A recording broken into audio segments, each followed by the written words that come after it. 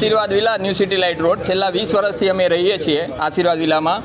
લોકશાહીની જે પ્રક્રિયા છે એમાં જે ચૂંટણી આવે એમાં અમે રંગેચંગે ભાગ લઈએ છીએ દર વખતે અને સૌથી સારું મતદાન પણ કરીએ છીએ. પરંતુ 20 વર્ષ દરમિયાન અમારા વેરા ભરવા મ્યુનિસિપાલિટીના વેરા ભરવા છતાં ટેક્સ ભરવા છતાં અમને મ્યુનિસિપાલિટી તરફથી મહાનગરપાલિકા તરફથી કોઈપણ પ્રાથમિક સુવિધા આજ સુધી એક પાણીની લાઈન સિવાય કોઈ પ્રાપ્ત થઈ નથી.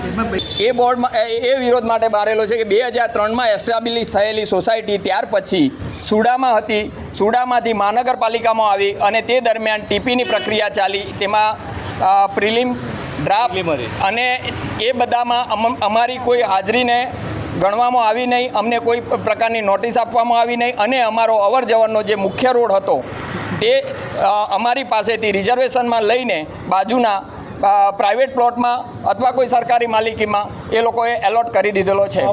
અમે અમારી સોસાયટીની જે 2500 રહીશો છે એમને એકમતે સાર્વત્રિક નિર્ણય લીધેલો છે કે આગામી 26 તારીખની ચૂંટણીનો સંપૂર્ણ બહિષ્કાર કરશું. કરવાનું રીઝન એ છે કે અત્યાર સુધી જ્યારે પણ શાસક પક્ષ ઇલેક્શન આવે છે ત્યારે મોટા મોટા કમિટમેન્ટ કરીને જાય છે કે તમારા પ્રોબ્લેમ અમે સોલ્વ કરશું, પણ એ પ્રોબ્લેમ જ્યારે ઇલેક્શન પતી જાય છે પછી જ્યારે સોલ્વ કરવાની વાત આવે છે ત્યારે પેલા ઈદના ચાંદ હોય ને એ ટાઈપનું થાય છે કે પેલો આકાશમાં તારા બતાવેલા હોય પણ હાથમાં કંઈ આવતું નથી.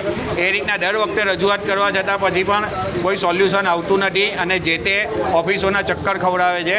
તો આ વખતે સોસાયટીએ સાર્વજનિક રીતે ડિસાઇડ કરેલું છે કે આપણે જે લોકશાહીની ચૂંટણી છે તેને આપણે બહિષ્કાર કરશું. અત્યાર સુધી નરેન્દ્ર મોદીને જોઈને લોકો ભાજપને વોટિંગ તો કરી રહેલા છે, પણ હવે કેવું છે કે એક તરફથી શાસન આવવાના કારણે કદાચ એવું લાગે છે કે હવે કોઈને સોસાયટીના કે લોકોના પ્રશ્નો સોલ્વ કરવામાં ઇન્ટરેસ્ટ નહીં હોય એવું લાગી રહેલું છે. આ વખતે આખી સોસાયટી વોટિંગ નથી કરવાની.